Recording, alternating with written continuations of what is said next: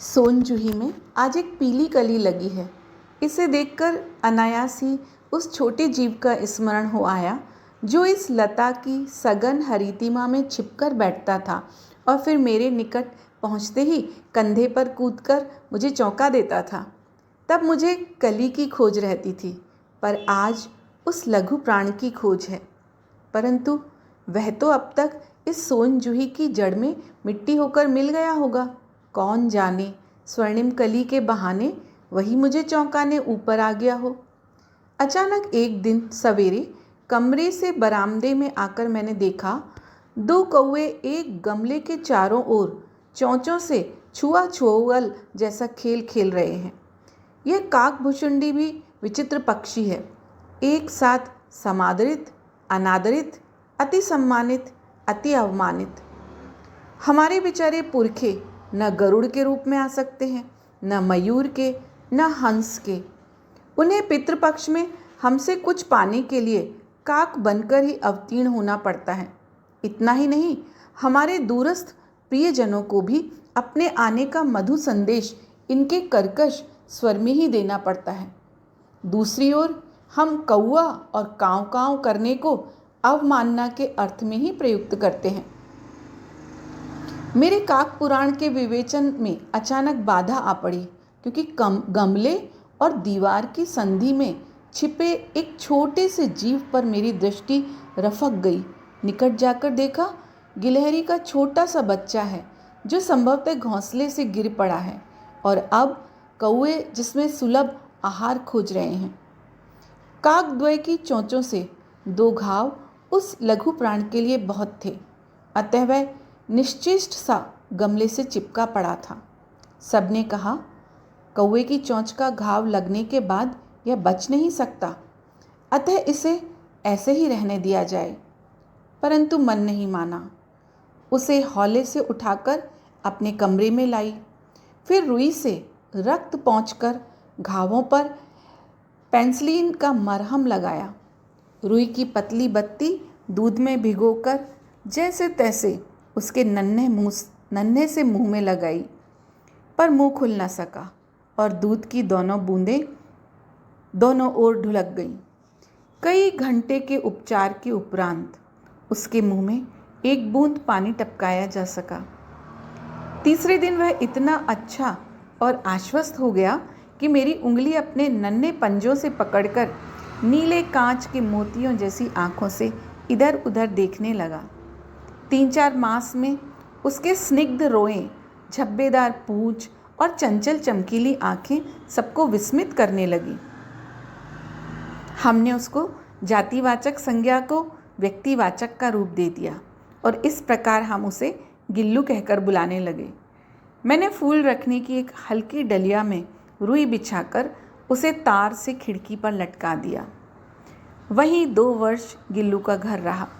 वह स्वयं हिलाकर अपने घर में झूलता और अपनी कांच के मनकों सी आँखों से कमरे के भीतर और खिड़की से बाहर न जाने क्या देखता समझता रहता था।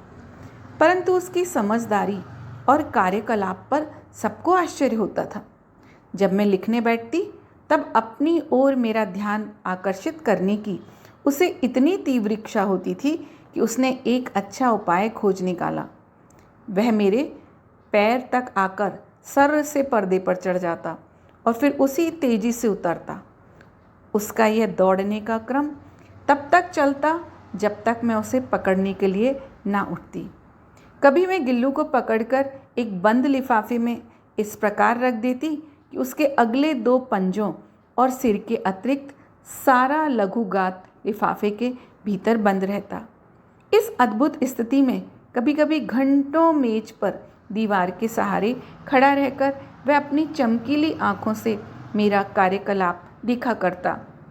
भूख लगने पर चिकचिक करके मानो वह मुझे सूचना देता और काजू या बिस्किट मिल जाने पर उसी स्थिति में लिफाफे से बाहर वाले पंजों में पकड़कर उसे कुतरता रहता। फिर गिल्लू के जीवन का प्रथम बसंत आया।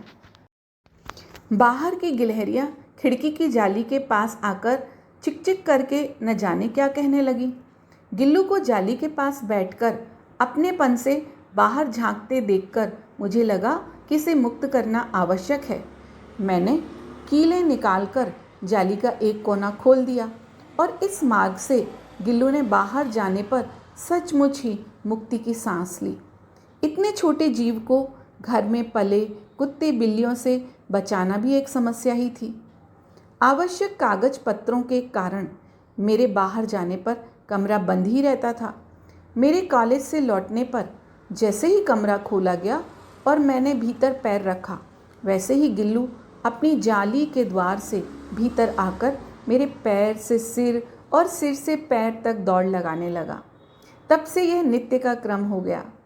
मेरे कमरे से बाहर जाने पर गिल्लू भी खिड़की की खुली जाली की राह बाहर चला जाता और दिन भर गिलहरियों के झुंड का नेता बनकर हर डाल पर उछलता कूदता रहता और ठीक 4 बजे वह खिड़की से भीतर आकर अपने झूले में झूलने लगता।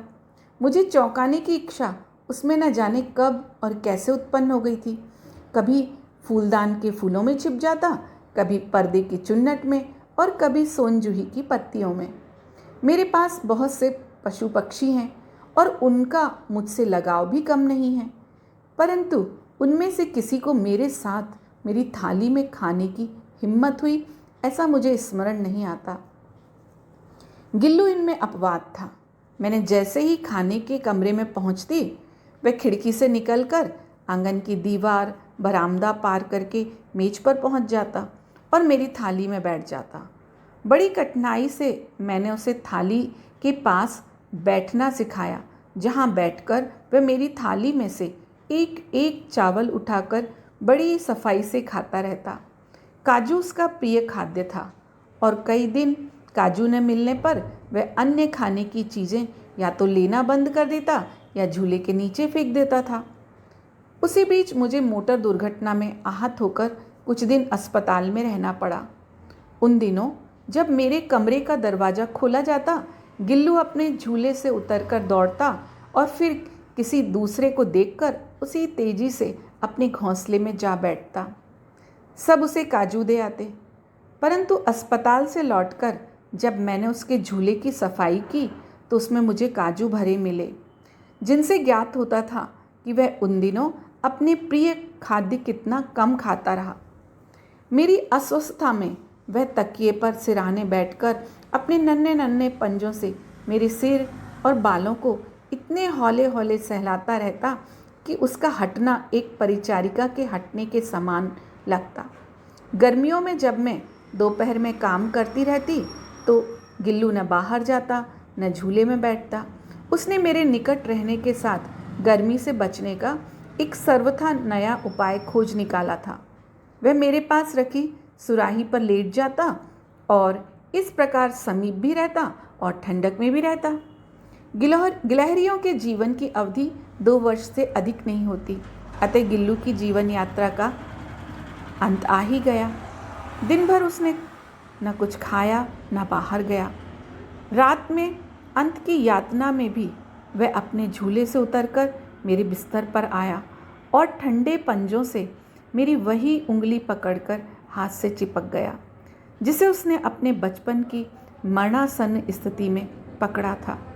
पंजे इतने ठंडे हो रहे थे कि मैंने जागकर हीटर जलाया और उसे उष्णता देने का प्रयत्न किया, परंतु प्रभात की प्रथम किरण के स्पर्श के साथ ही वह किसी और जीवन में जागने के लिए सो गया।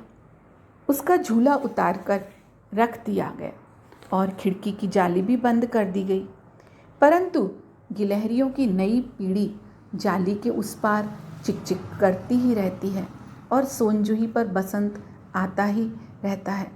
सोनजूही की लता के नीचे गिल्लू को समाधि दे दी गई, इसलिए भी कि वह उसे लता सबसे अधिक प्रिय थी, इसलिए भी कि उस लघुगात का किसी वासंती दिन जूही के पीताभ छोटे फूलों में खिल जाने का विश्वास मुझे संतोष देता है।